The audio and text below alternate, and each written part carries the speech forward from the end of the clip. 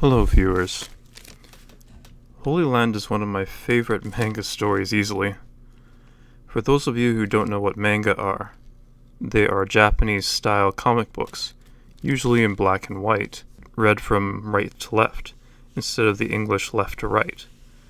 Many of them utilize a very cinematic style of panels or art. I was introduced to Holyland by a friend, and once I started reading it, I couldn't stop.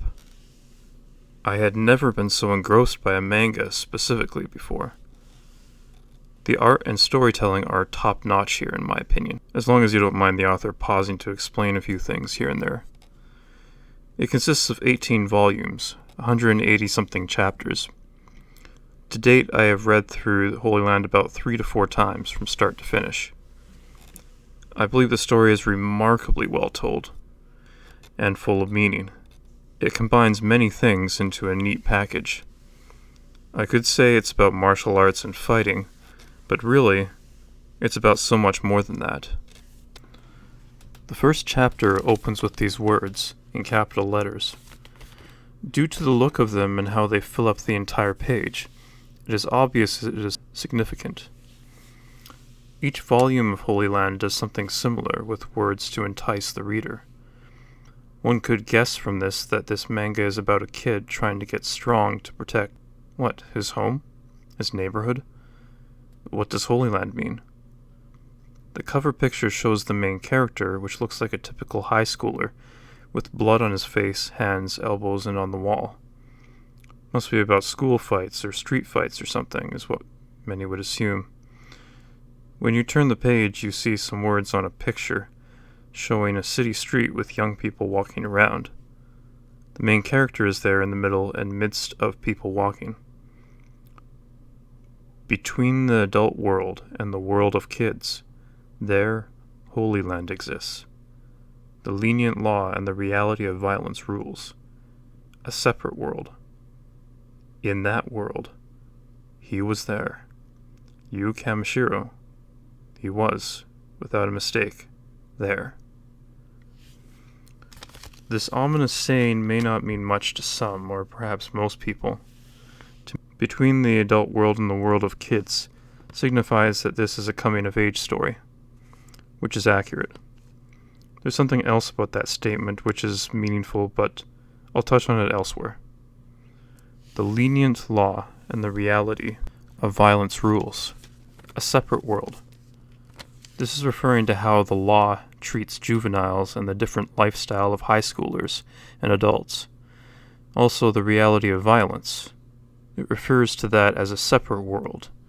This makes me think of secondary worlds mentioned by C.S. Lewis and J.R.R. Tolkien, but it probably refers to cultural groups and worlds. Societal worlds. It goes on to say that Yu Kamishiro, who is the main character, was unmistakably there. This ominous saying is there at the beginning of every volume. I like it. It sounds like a legend, and I can't help but think that it's by intentional design. After that, we get right into it. We see and are introduced to Yagi for 2 panels, but we are really in the middle of a conversation between 4 friends, including Aizawa Masaki, who is one of the main characters. It's a familiar conversation between guys discussing how strong Yagi is versus how strong Masaki is. It's revealed that Masaki boxed in inter-high. Masaki says he's seen Yagi fight. He's average. Wouldn't be a problem. Seems to be saying this offhandedly, as if he's just stating facts, rather than trying to act tough. One of his friends expresses his doubts about this, and about the strength of boxing. Masaki invites him to a small sparring session. As the friend attempts to punch, Masaki counters by stopping his own punch in front of his friend's face. We get a brief boxing explanation from Masaki. While he's explaining this, the exact move that is being explained is happening in the washroom. Between Yagi and Yu Kamishiro. There is no step 2 in boxing. Everything happens in a second. Most people pull back their arms before punching, like they are pulling back a bow, to hit with all their strength. So when your opponent pulls back his arm, all you need to do is step forward and throw out a jab to his face at the same time. This will usually stop them from moving. Then you pull back your arm while at the same time sending out a straight punch with your other arm, completely destroying their opponent. This is one of the basics of boxing, a 1-2 punch. This usually ends things. The friends are fired up, thinking that with this info, they'll know how to take out people too. Masaki goes on to say that it's easier said than done. The friends don't appear to be listening to what he's saying now. If all you had to do to become a good fighter was listen to something like that, everyone would be good. You have to let it seep into your body, or else it's impossible to do. If you manage to do it without training, you're either lucky or a natural. This is a very typical scenario that occurs in life, especially today. Many times I myself have heard a piece of good solid advice that I think could change or transform my life, but either I forget it later, fail to translate it into practical steps I can take, or I simply don't do it or try it. Even some of the simplest things are not easy until you've made them a habit. I recall a proverb in the Bible talking about a wise man putting into practice his instruction before receiving too much instruction. It is a core lesson that allows the main character to progress. In stories, typically, this fact is glossed over quickly, if it's shown at all. Cue the Rocky training montage.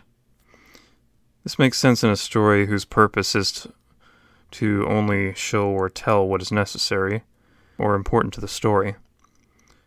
I'll mention it and talk about it more later, but it could be said that it's daily discipline and work that leads to progress, and therefore true freedom.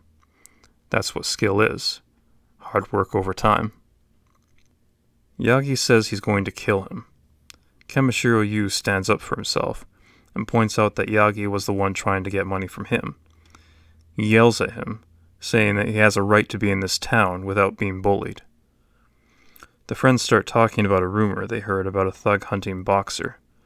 He's gotten 4 or 5 people already and finished his opponents in 1 or 2 hits. Masaki is interested in this, wondering if this boxer could target him. One of his friends asked him why he stopped boxing. Masaki dodges the question with a line, "No reason. It just seemed more fun to hang out on the street." One of his friends points out that he's heard that line somewhere before. All of a sudden, Yagi comes out, trying to cover up his bloody, bruised face with his hand. Masaki and his friends notice him and start asking questions. He doesn't want to talk, though, and simply says that he let his guard down because he thought he was just some loser. He must be practicing something. Masaki grabs Yagi's arm so he can see the damage. Masaki and his friend realize that this may be the thug-hunting boxer they heard about. Masaki tries to ask what kind of guy he was, but Yagi doesn't want to tell him. He says he's going to take him down next time he sees him. Masaki says to his friends that they should look for him, since he should still be around here. His friends think it sounds like fun. A thug-hunter hunt. They take off to find him. Masaki says to himself, "A boxer, huh? I bet you feel real hot now because you took down that amateur. But I'll be sure to give you even more fun." Little does he know that Kamishiro Yu isn't like that at all.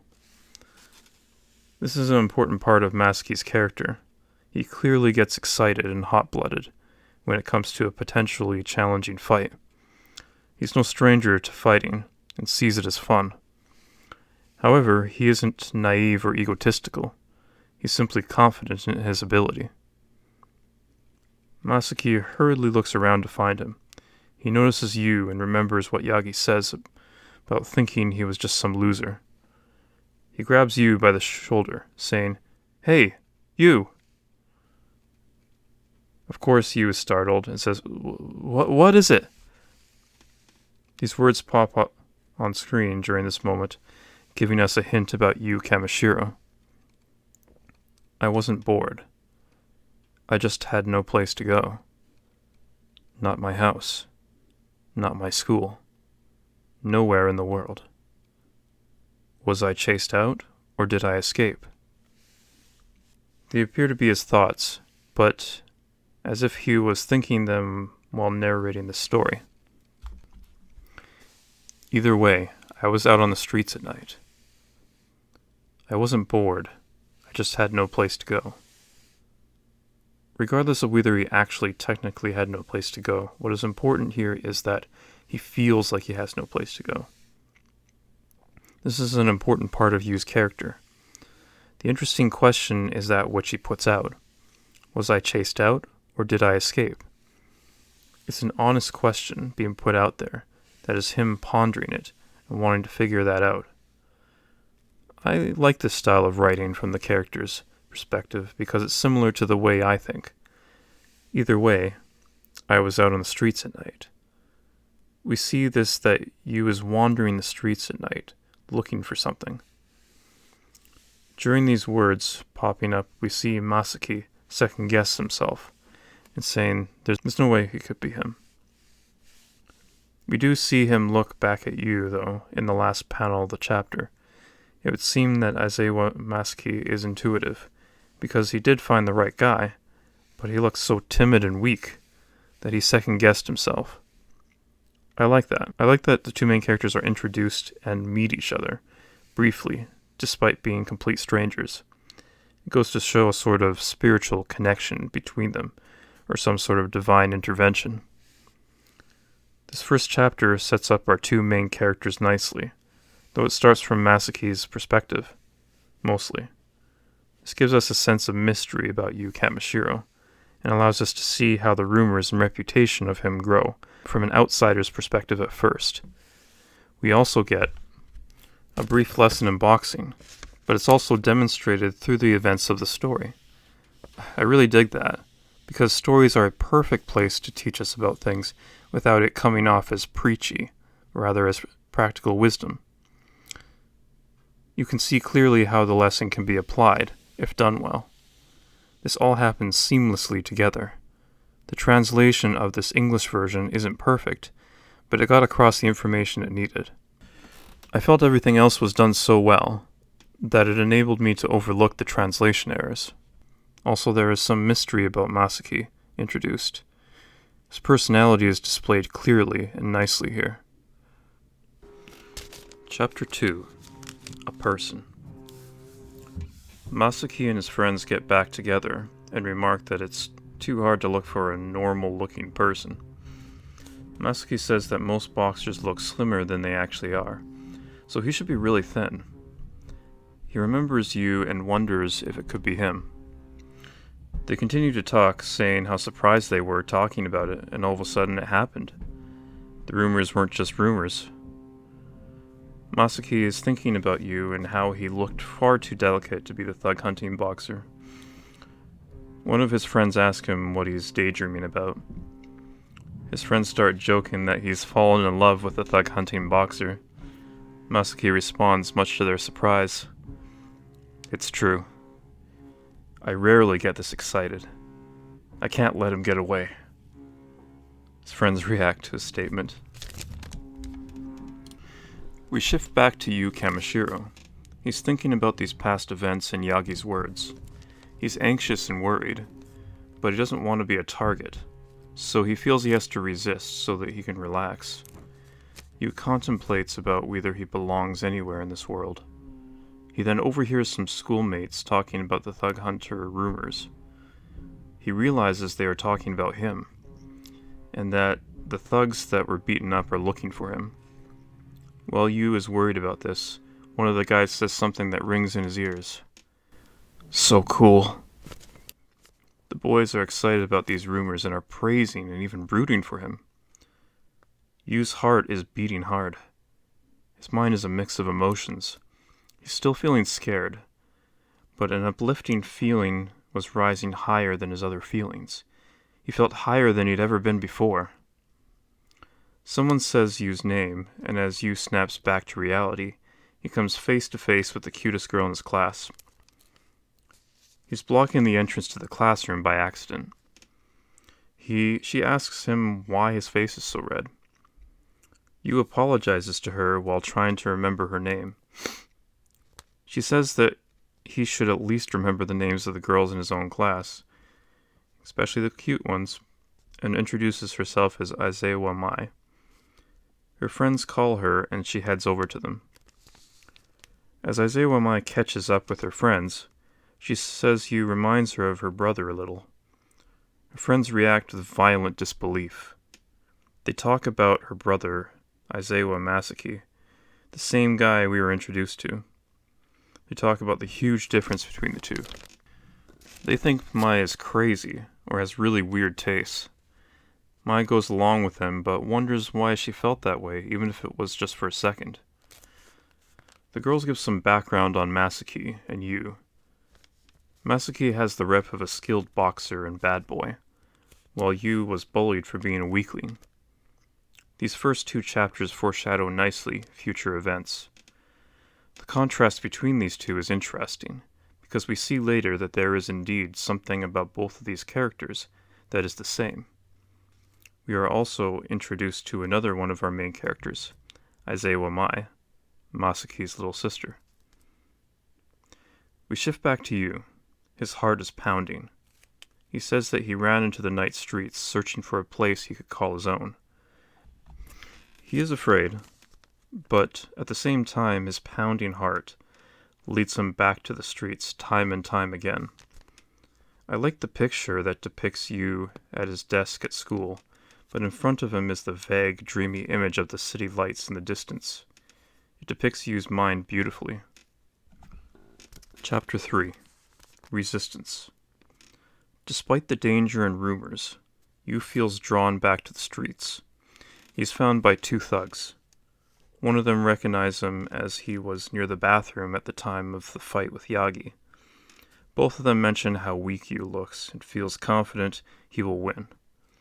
He states he is doing it to improve his reputation. This is similar to Yagi.